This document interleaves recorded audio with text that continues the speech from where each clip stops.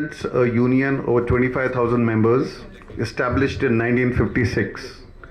Joining FSUI 20 years ago, he has a history of internal and external struggles. Elected to the ITF Inland Navigation Team for South Asia in 2022, he also serves as secretary to the Port Federation WTWFI and other associations. His commendable work includes supporting seafarers' families during COVID-19 and the cyclone Tauktae. From sailor to leader, Manoj is dedicated to prioritizing human life and supporting the needy. Can I request Manoj sir for his few words? Sir, first I apologize for being late to this my own event. The reason are well known to most of you people. एक कहावत है कि बेकार आदमी कुछ किया कर कपड़े उधेड़ कर सिया कर, तो कुछ लोग हैं जो यही काम कर रहे हैं कि sitting at home sending the emails and all and all. Anyway, I am really happy and welcome you all for a discussion which has been already put on your table. Being a seafarer, I just want to quote, and now Joshi madam is here and I got opportunity to work under her leadership, and I was an employee of SCI as well.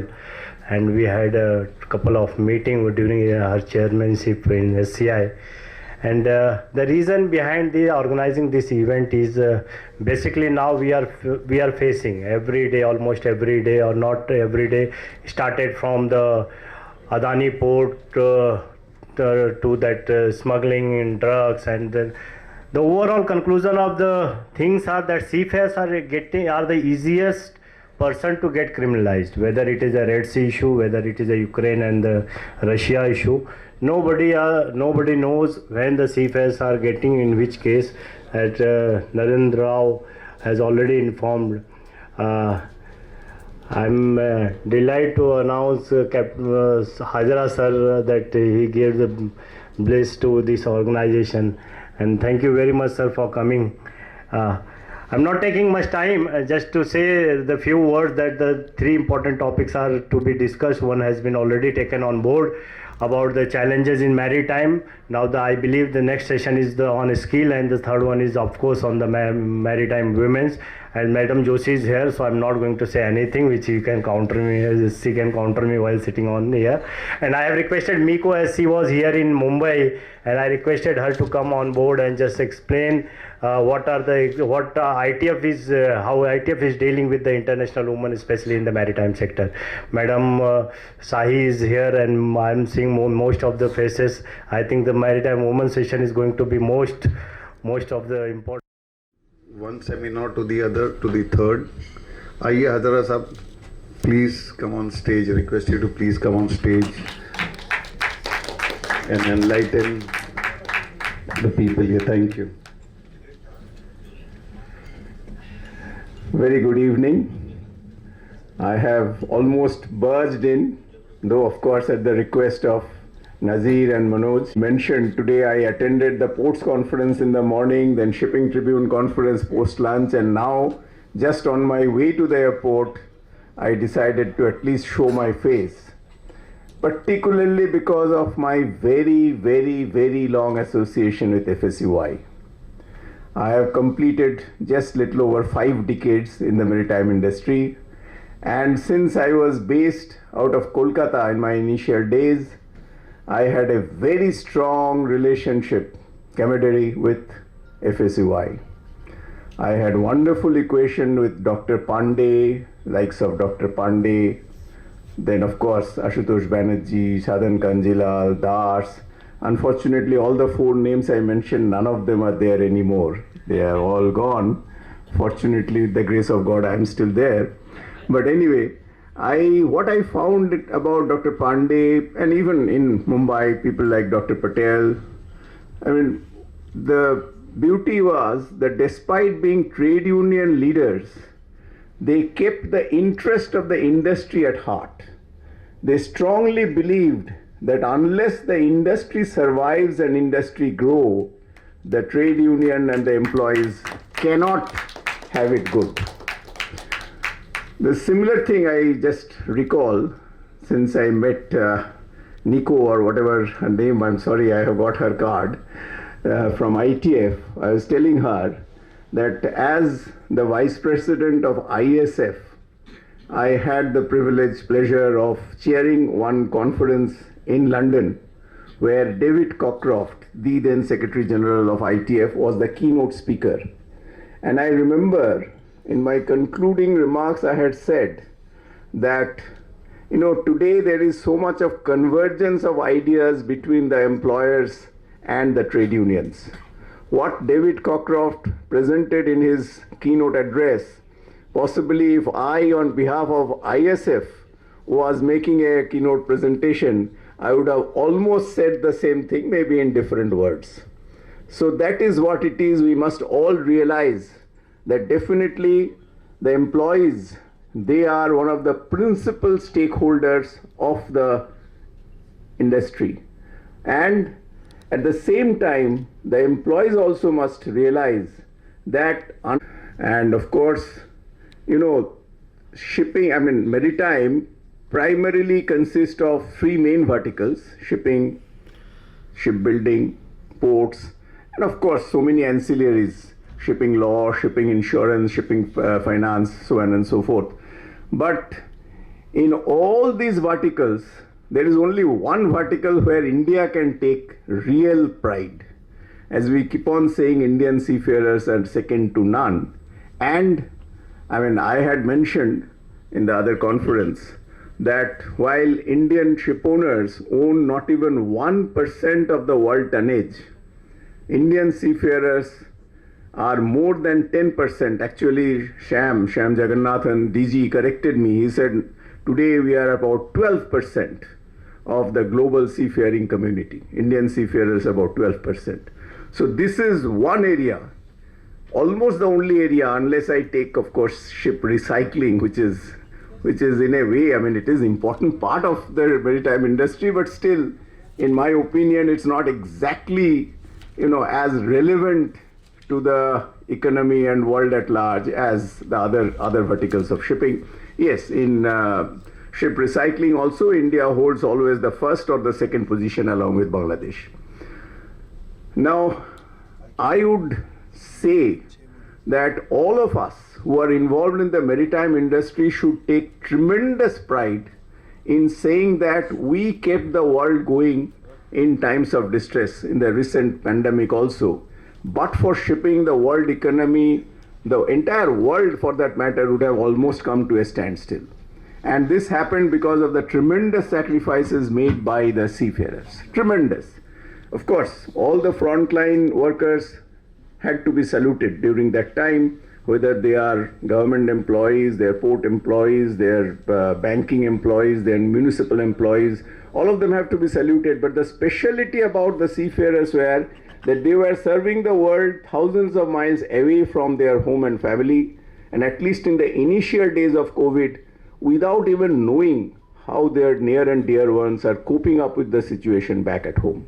So I always, make a special salute to the seafarers. As far as shipping itself is concerned, I can do not much better than my good old friend Efthymos Metropolis in saying that but for shipping, half the world would starve, because all the food items, processed food, everything gets transported by sea. 90% by volume of the international trade gets carried by sea. Similarly, the balance half would not survive. They would freeze, because all the energy constituents like thermal coal, crude oil, everything gets transported by sea. And I have always maintained that, the Mother Planet Earth doesn't belong to the one generation. So we owe definitely to the future generations to ensure that we don't leave the world far more polluted. Then we would not be pardoned by the posterity. So, but for shipping, at the present level of international trade, the Mother Planet Earth would have become uninhabitable by the humanity. The other tremendous contribution of shipping is the economic contribution. After all, as I said, I am there for 5 decades in maritime. When I started, for low-valued cargo like crude oil, ore, coal, the seaborne freight, the sea freight, used to be nearly 40%, 50% that of landed cost. Through the technological evolution, through the economy of scale, shipping has brought down the freight and the commodity prices have gone up. So today for most of the low valued cargo, if you calculate, shipping freight is barely 4 to 8% of that of landed cost. So this is the other tremendous contribution that shipping has made to the world at large. So basically we, as the ambassadors of the maritime industry, we need to propagate to the world at large, to the global citizens, about the contribution of shipping and seafaring. This has been right from the days of, I would say, my mentor, my long-time back predecessor, Dr. Sir C.P. Srivastav. From his days, the IMO Secretary Generals and the ISF chairman, they all have been saying that it is our failure that the world do not consider this tremendous contribution of shipping and seafarers. We have failed in building this awareness, and it is up to us to build this awareness. So coming back, I just glanced through 2 or 3 topics that today's conference covers. Of course, we all know geopolitics plays a tremendous significant role in the international trade and the world economy. Today, we have this Hamas challenge in the Red Sea, we have the Russia-Ukraine challenge, we have the Panama Canal challenge. So with all that, of course, actually for the ship owners, it has been a boon in a way because the ton-mile demand has gone up tremendously. And because of that, of course, the sea freight has gone up to some extent. And similarly, the tremendous congestion which has happened, let's say, in Singapore, because of this Hamas problem, that has also benefited the Indian ports because a lot of containers, cargo have been diverted from Singapore to Indian ports. But anyway, basically all that I wanted to say that this geopolitical events has a tremendous impact on shipping. And if Russia-Ukraine war continues and if there are more sanctions and bans on Russian imports to Europe, obviously again the cargo will have to be transported from elsewhere, thereby increasing the ton-mile demand tremendously. So this is another thing. Coming to the next session, women in shipping. I was very lucky, very fortunate to be at the right time, at the right place. Sanjam is sitting here. She had approached me for launching the Vista India, which happened in SCI auditorium. Fortunately, I happened to be the chairman then. And since then, or I would say even before that, I always supported that for Maritime Training Institute trainings and for everything else, we must give a tremendous push in bringing women into this field. Because after all, as we all know, nearly 50% of course of the world population of 7.5 billion, they are women. But unfortunately, the percentage of women in the industry per se, and particularly, maritime industry lags behind many other industries. So maritime industry is extremely poor. So the gender equality, gender equity, gender diversity, unless we achieve that, there can never be a significant growth and development in any sector, including much more in maritime. So definitely I feel, of course, we have women leaders. One of my successors, Mrs. Joshi, sitting here, Sanjay has been doing a fantastic job. So we have more women leaders here. Kudos to them. They are doing a great job in achieving this, what I just talked about, gender equality, gender equity, gender diversity. I think that is the only way how our sector can really grow and develop. So I wish them all the best. I wish them far more successes going forward. And I really hope, unfortunately, even today, we find a lot of bias, unfortunately. And if I may say so, if I may dare to say so, at the, risk of being, being targeted, that I find this bias is equally with the ladies themselves. the bias is not only of the male against the woman, but also the women themselves have tremendous bias against themselves. So this should go. We should all really realize and really admit that we must, we must embrace the woman in our sector, because that's the only way to go forward. So I think, as I said, I have barged in. There was no time as such allotted to me. So I once again wish ITF, again with ITF I talked of David Cockcroft, but I was a regular participant in ILO meetings as the vice president of ISF, and I used to have tremendous friendship with people like Brian Orrell, John Whitlow, David Cockcroft, of course, Stephen Cotton. I know he is the present Secretary General, but Stephen Cotton I have met mostly a few times in India. I didn't interact with him in Geneva as such. So I also had tremendous relationship with ITF. I always believed that since they represent the world seafarers, that is one institution which is doing tremendous job for the shipping sector, and I always acknowledge that, and I always enjoyed dealing with them. We were there to have the MLC, of course, we used to call it in those days CONMARCON, Consolidated Maritime Convention. So we were the team which actually, drafted over burning midnight oil. We had tremendous amount of, discussion, disagreement, ITF, ISF, as well as the government.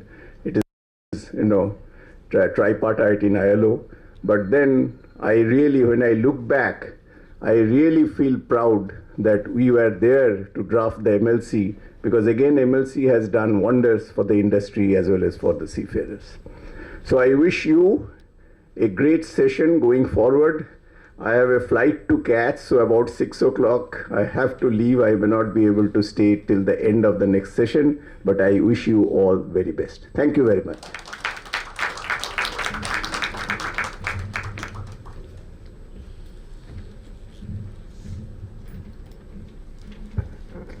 Thank you, Hazrat Sahib. Truly golden words.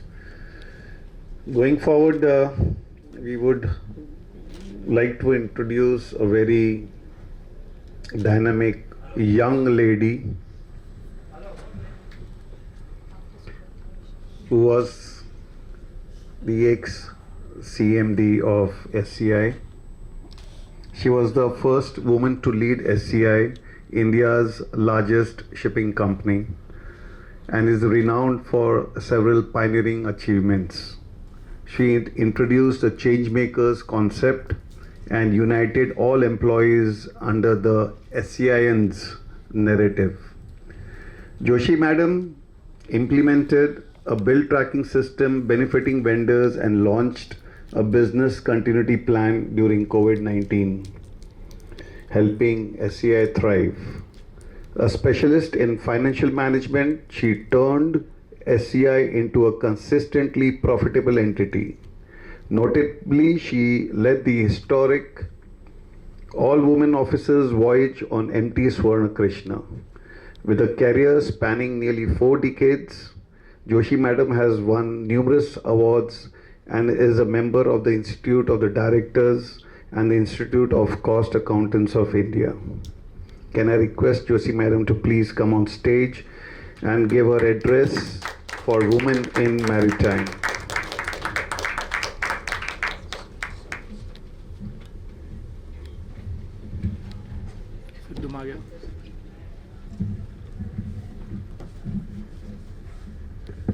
For those very kind words.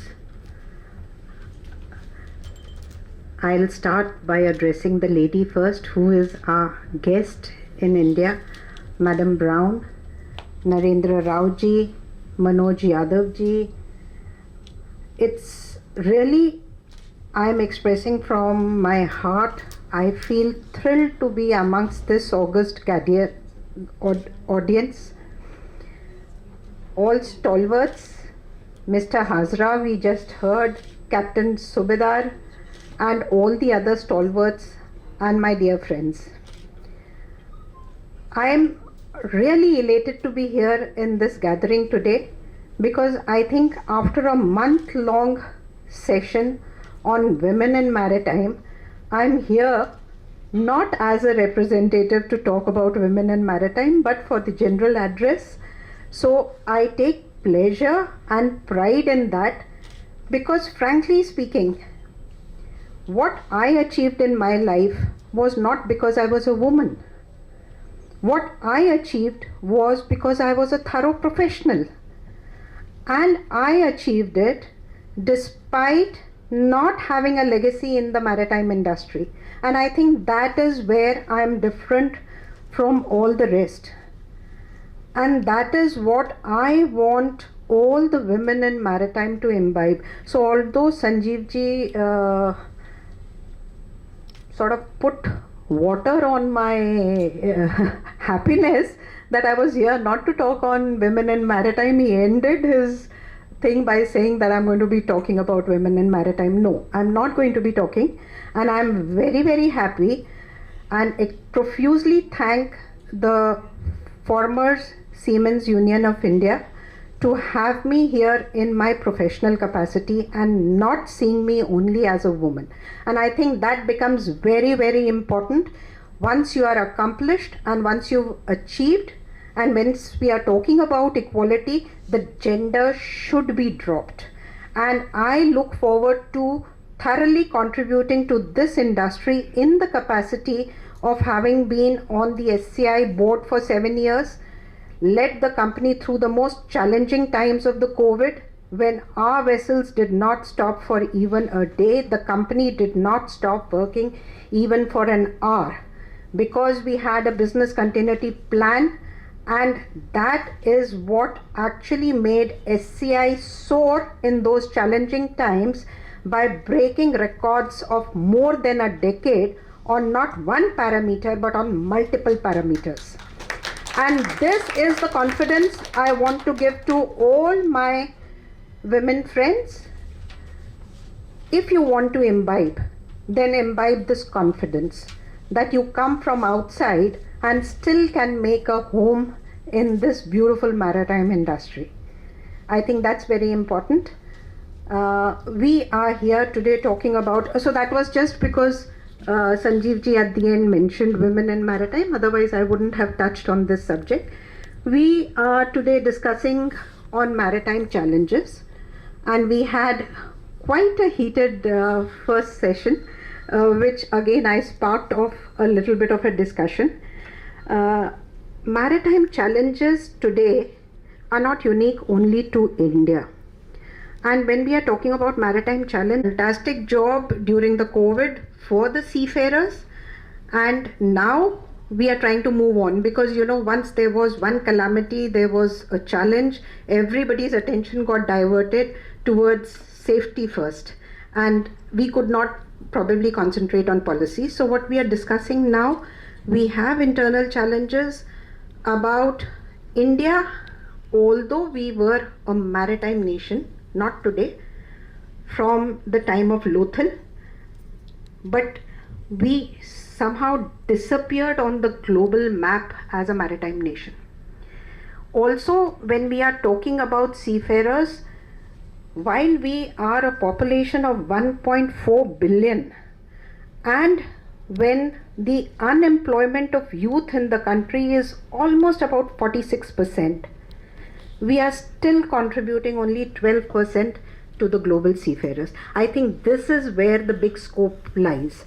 And when we talk about, so these are the internal issues where we could at least, I don't think with these numbers, I take pride in being a seafaring nation also. We have a long way to go.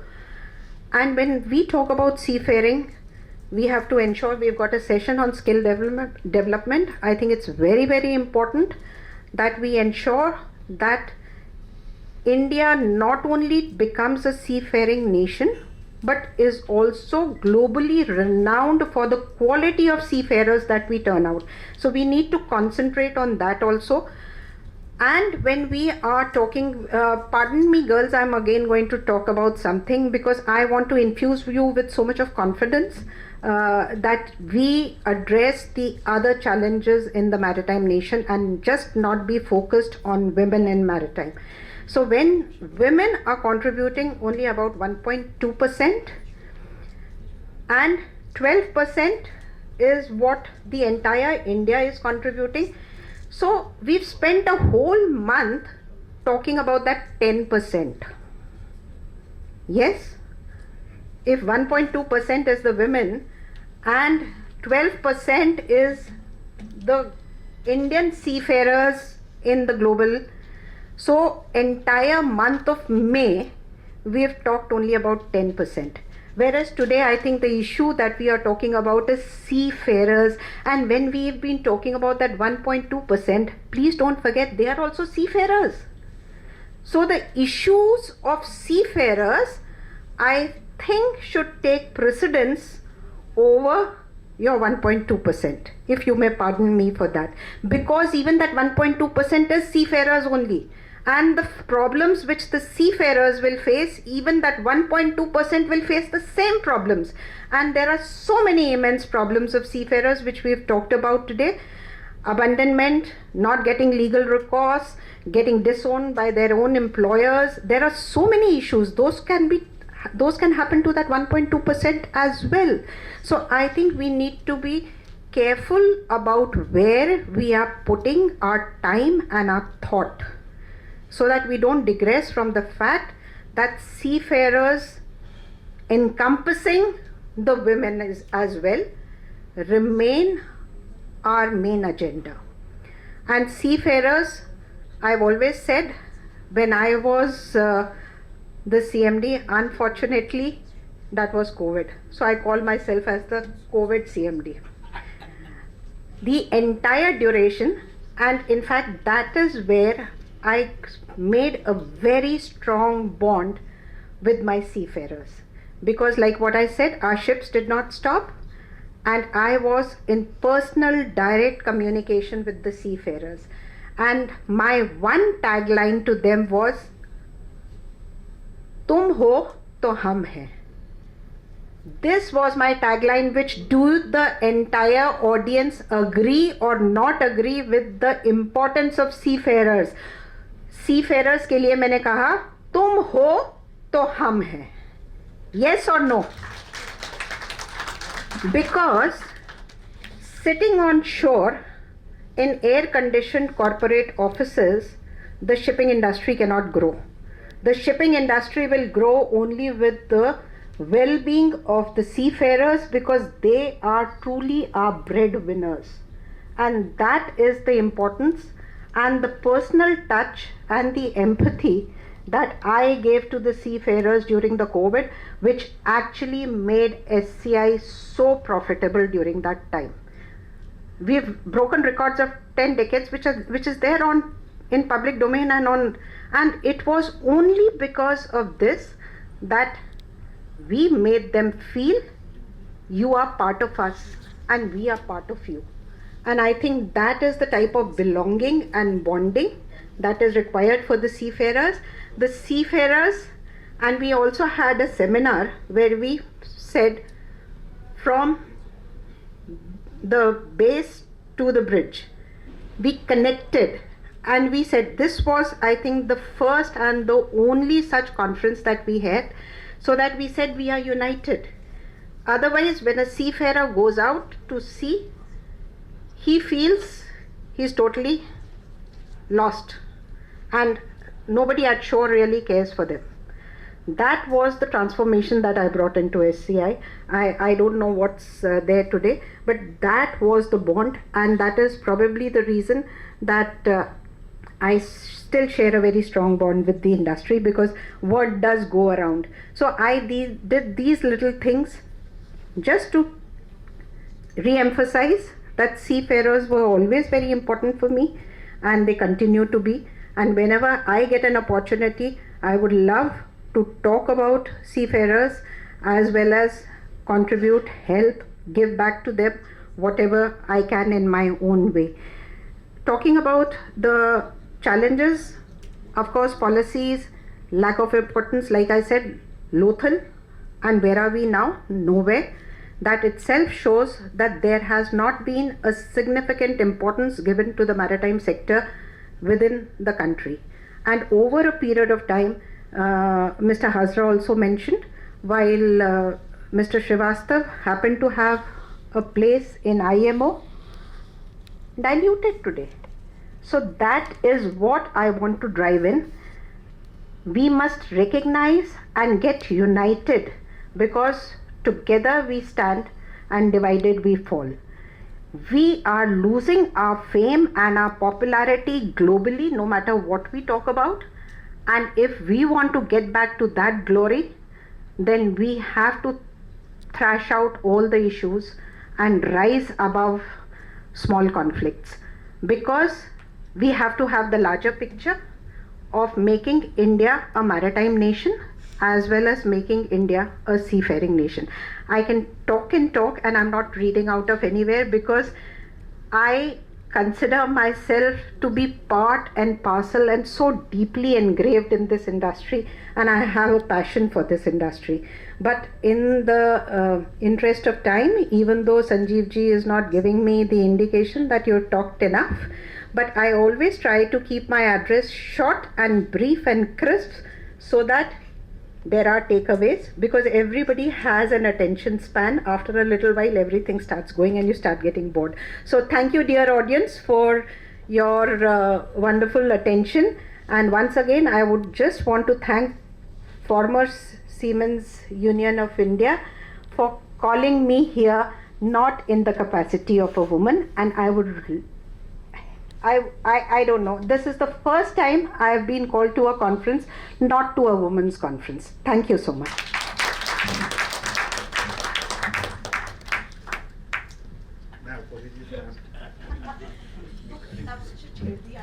को बोला जाता है, हम करते हैं.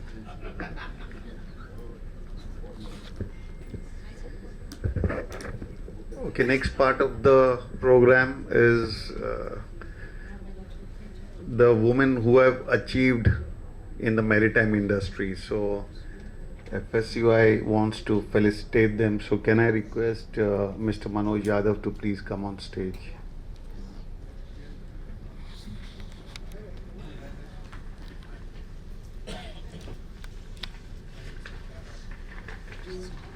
Can I request Mr. Narendra Rao also to please come on stage?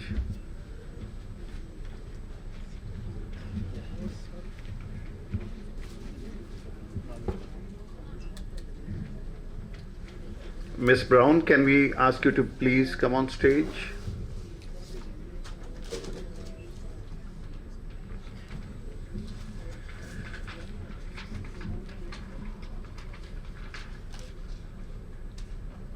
Okay, so the first one is on our list is Amrita Singh is a senior manager marketing at JNPA with over 20 years of experience. She holds an MBA in marketing from Gujarat University and a PG diploma in personal management from Symbiosis, Pune. Previously working in media, she has been handling marketing, communications and public relations at JNPA for the past 11 years.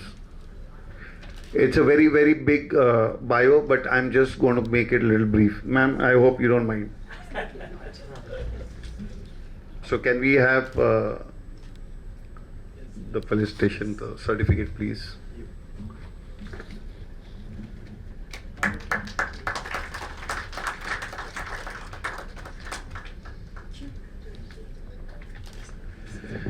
Next is Kalpana Desai.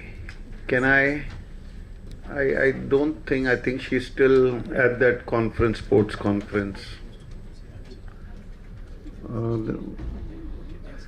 Dr. Delna Shroff.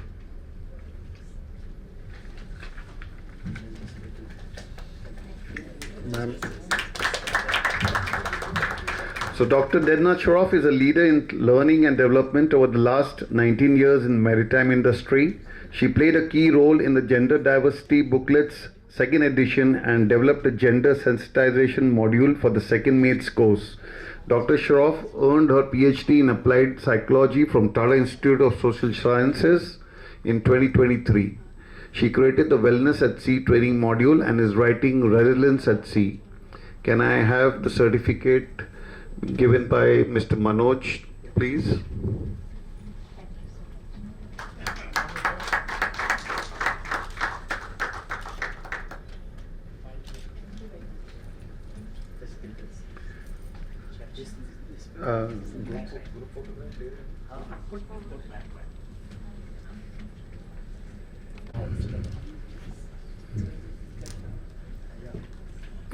Ms. Chitra Yesudas, with over 20 years experience in shipping, freight forwarding and supply chain, is a regional sales head for Central India at Hapag-Lloyd India.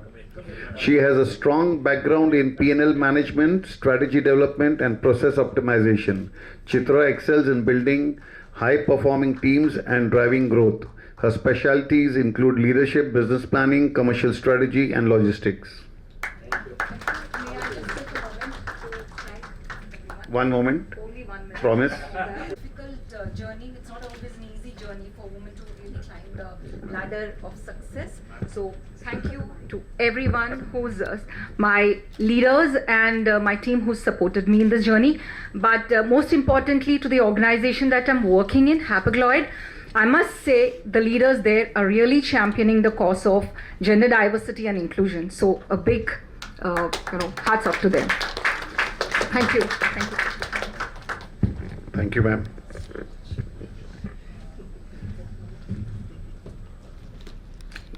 Can we have Kuljit Anand, please, on stage?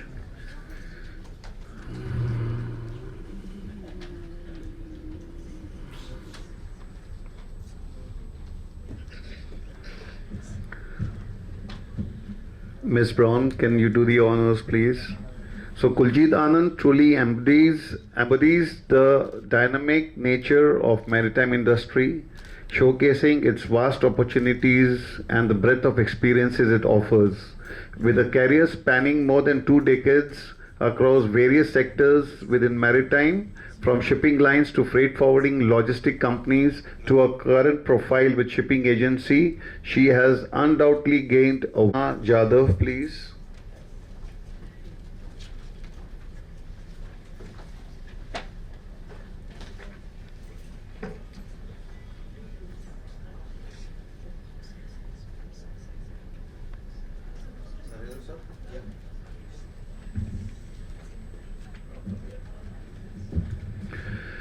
Archana Yadav has over 15 years of experience with Nautical Marine Management Private Limited. Starting her career as a fleet personnel officer, she now serves as personal manager, team leader, fleet resource. She is known for her hard-working nature, readiness to tackle challenges, positive attitude, and multitasking abilities in shipping-related work. Thank you. Thank you, Aishwarya ma'am, for your good support and expecting same in the future. And thank you.